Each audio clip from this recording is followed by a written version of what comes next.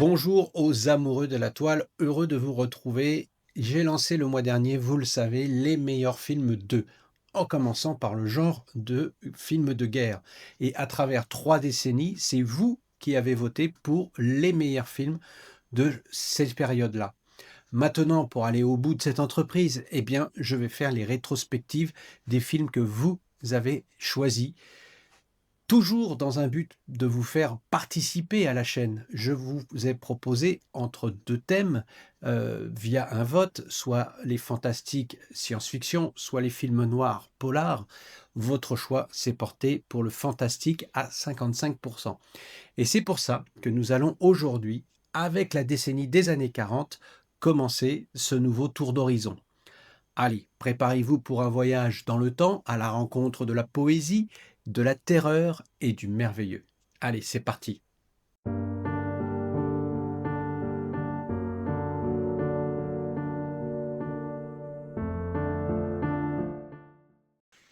Oubliez les effets numériques d'aujourd'hui. Dans les années 40, la magie du cinéma fantastique venait de l'audace, de l'ingéniosité et d'histoires qui nous hantent encore. C'était une décennie en or, une époque où les monstres avaient une âme, les fantômes un cœur brisé et où la peur naissait des ombres plutôt que du sang.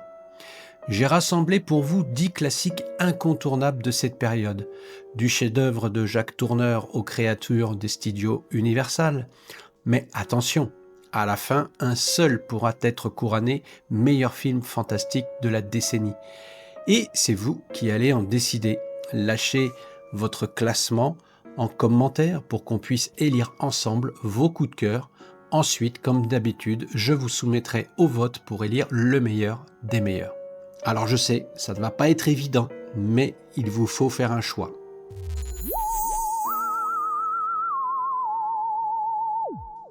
On démarre en beauté avec une production universelle hyper luxueuse, Le Fantôme de l'Opéra. L'histoire, vous la connaissez, un violoniste défiguré hante les sous-sols de l'Opéra de Paris et tombe amoureux fou d'une jeune chanteuse. Incarné par l'immense Claude Reims, ce fantôme est moins un monstre qu'une figure tragique, consommée par son art et par son amour. Pourquoi est-il dans cette liste ? Parce qu'il va à contre-courant des films de monstres de l'époque. Il se démarque en étant le seul film de monstre universal de cette ère classique à être tourné entièrement en Technicolor, ce qui lui a valu des Oscars, notamment pour sa direction d'artiste. C'est une œuvre opulente, un vrai spectacle qui privilégie le drame romantique à l'horreur pure. Le film a même eu le luxe de réutiliser les décors somptueux de l'Opéra de Paris construit pour la version muette. Mon deuxième choix va passer maintenant à un maître de l'ombre et de la suggestion, bien sûr, Jacques Tourneur, avec son film Vaudou, ou au titre bien plus évocateur de version originale, I'll Walk with the Zombie. Une infirmière débarque sur une île des Caraïbes pour soigner la femme d'un propriétaire de plantation, qui semble atteinte d'un mal étrange. Et elle va découvrir une culture où la frontière entre la vie et la mort et les rites ancestraux est complètement floue. Ce film est essentiel parce qu'il ne traite pas le zombie comme une simple créature assoiffée de sang, mais comme le résultat d'une culture et d'une histoire marquée par la souffrance de l'esclavage. Tourneur évite les clichés et aborde les traditions vaudou avec un respect et une curiosité vraiment rares pour l'époque. Librement inspiré de Jane Eyre, le film transpose le manoir gothique dans une plantation des Antilles, créant une atmosphère poétique et morbide absolument unique. La beauté des paysages cache une tristesse profonde, un lieu où, comme le dit un personnage, on pleure aux naissances et on fait la fête aux funérailles. 1944, un film de maison hantée a redéfini les règles du jeu. La falaise mystérieuse. Un frère et une sœur achètent une maison magnifique sur les falaises de Cornouailles pour une bouchée de pain. Ils comprennent vite pourquoi. La maison est hantée et les sanglots d'une femme résonnent chaque nuit. Il a totalement sa place ici, car c'est l'un des tout premiers films à prendre une histoire de fantôme au sérieux, de manière dramatique, loin des comédies horrifiques à la mode. Le film mélange enquête, drame, romance avec une efficacité redoutable. Il a posé les bases de nombreux codes que l'on voit encore aujourd'hui, les zones froides, les odeurs de fleurs qui apparaissent de nulle part et le passé tragique des esprits qui essaient de communiquer. C'est aussi l'un des premiers films où les fantômes sont non seulement visibles grâce à des effets spéciaux bluffants pour l'époque, mais aussi complexes avec des intentions ambiguës. 1945, c'est une adaptation littéraire brillante et subversive, Le portrait de Dorian Gray d'Albert Levin. Le jeune et magnifique Dorian Gray fait le vœu que son portrait vieillisse à sa place pour qu'il garde sa jeunesse éternelle. Tandis que son visage reste parfait, la toile, elle, révèle la corruption de son âme à chaque acte de cruauté. Ce qui rend ce film aussi fou, c'est son audace visuelle et thématique en plein code Ice. Il est tourné dans un somptueux noir et blanc, mais à chaque fois que l'on voit le tableau maudit, l'image bascule en Technicolor pour nous balancer sa laideur en pleine figure. C'est une métaphore géniale sur la dualité entre les apparences et l'âme. Le film explore la vanité, la décadence et l'immoralité avec une noirceur rare, le tout dans une reconstitution luxueuse de l'Angleterre victorienne. Angela Lansbury, dans l'un de ses tout premiers rôles, elle est bouleversante et a même été nommée aux Oscars pour sa performance. 1947, je vous l'avoue, c'est mon coup de cœur, place à une romance fantastique d'une poésie et d'une intelligence folle. L'aventure de Madame Weir de Joseph L. Mankiewicz est un pur chef-d'œuvre intemporel. Une jeune veuve, Lucy Muir, jouée par la sublime Jean Tierney, s'installe avec sa fille dans un cottage en bord de mer. Elle y découvre la présence du fantôme de l'ancien propriétaire, un capitaine de marine au caractère bien trempé, campé par Rex Harrison. Entre eux va naître une relation unique, un échange de respect, de complicité et d'un amour qui dépasse la vie et la mort. Pourquoi ce film est si important ? Parce que c'est l'un des plus beaux jamais faits sur la solitude et la force du rêve. Loin des clichés, le fantôme du capitaine Greg n'est ni effrayant ni transparent. C'est un personnage bourru, attachant et profondément humain. Le film est une méditation sublime sur le temps qui passe, la mémoire et l'amour véritable porté par la musique inoubliable de Bernard Herrmann, compositeur attitré de Alfred Hitchcock. La scène finale, où Lucie, âgée, est enfin rejointe par son capitaine, est d'une beauté et d'une mélancolie qui vous brise le cœur. On revient un petit peu en avant avec un film de 1941. Voici une véritable icône du cinéma fantastique, Le Loup-garou de George Wagner. C'est le film qui a défini pour des générations l'image du lycanthrope. Lon Chaney Jr. y joue le tragique Larry Talbot qui, de retour dans ce village, se fait mordre par un loup. Il découvre alors qu'il est atteint d'une malédiction qui le transforme en monstre à chaque pleine lune. C'est un film fondamental, c'est lui qui a créé une bonne partie de la mythologie moderne du loup-garou au cinéma. La transmission par la morsure, la faiblesse face à l'argent, le pentagramme comme une marque de la victime. Tous ces éléments ont été popularisés et parfois même inventés par le scénariste Kurt Schoenmack pour ce film. Mais au-delà de l'horreur, c'est surtout le drame d'un homme bon torturé par une bête qu'il ne peut contrôler. La performance de Lon Chaney Jr., pleine de fragilité, est inoubliable et a fait de Larry Talbot le monstre le plus humain et le plus touchant du bestiaire d'Universal. À noter une transformation qui n'a rien à envier au loup-garou de Londres. Nous restons dans cette année 1941, avec une relecture prestigieuse du maître littéraire Dr. Jekyll et Mr. Hyde de Victor Fleming, le même réalisateur qui nous a offert Autant en emporte le vent 2 ans plus tôt. Spencer Tracy joue le Dr. Jekyll, persuadé de pouvoir séparer le bien et le mal chez l'homme. Son expérience donne vie à l'immonde Mr. Hyde, une incarnation de la brutalité pure qui va s'en prendre à une jeune serveuse jouée par la grande Ingrid Bergman. Pourquoi est-il si important ?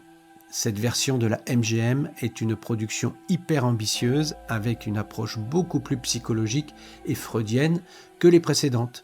Spencer Tracy, contre l'avis de tout le monde, a refusé un maquillage trop grotesque. Il a préféré incarner Hyde par un changement de posture, un regard et des attitudes différentes. ce qui rend la transformation à la fois plus subtile et plus dérangeante. Le film est célèbre pour ses séquences de transformation surréalistes, où Fleming utilise des métaphores visuelles audacieuses pour montrer les pulsions refoulées de Jekyll. C'est une œuvre sombre et sophistiquée sur la dualité humaine.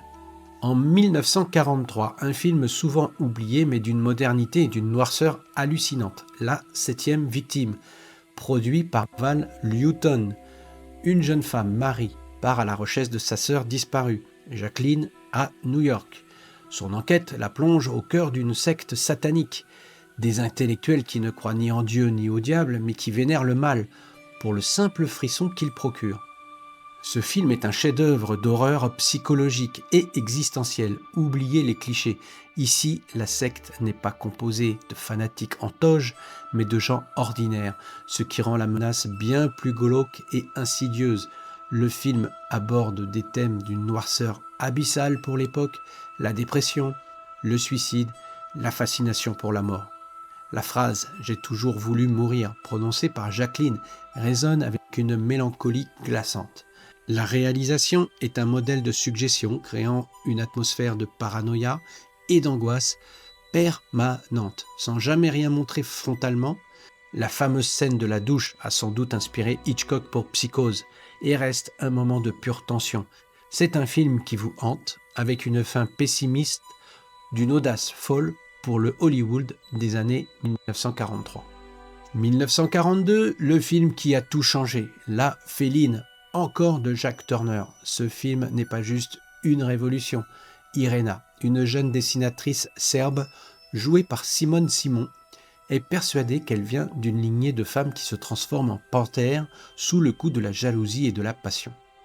Après son mariage, cette peur l'empêche de vivre son amour alors qu'une rivale se rapproche de son mari. Ce film est l'acte de naissance de l'horreur moderne. C'est la preuve que ce que l'on ne voit pas est infiniment plus terrifiant que ce que nous montre. Avec un budget minuscule, Turner et son producteur, encore Val Lewton, et oui, ont tout misé sur la suggestion, le hors-champ et les jeux d'ombre et de lumière. La scène culte de la piscine est un cas d'école. On ne voit qu'une femme qui nage dans la pénombre, mais les grognements qui résonnent et les ombres qui dansent sur les murs créent une terreur absolue. La Féline est aussi une métaphore puissante de la répression de la sexualité féminine, un sujet d'une audace incroyable en 1942.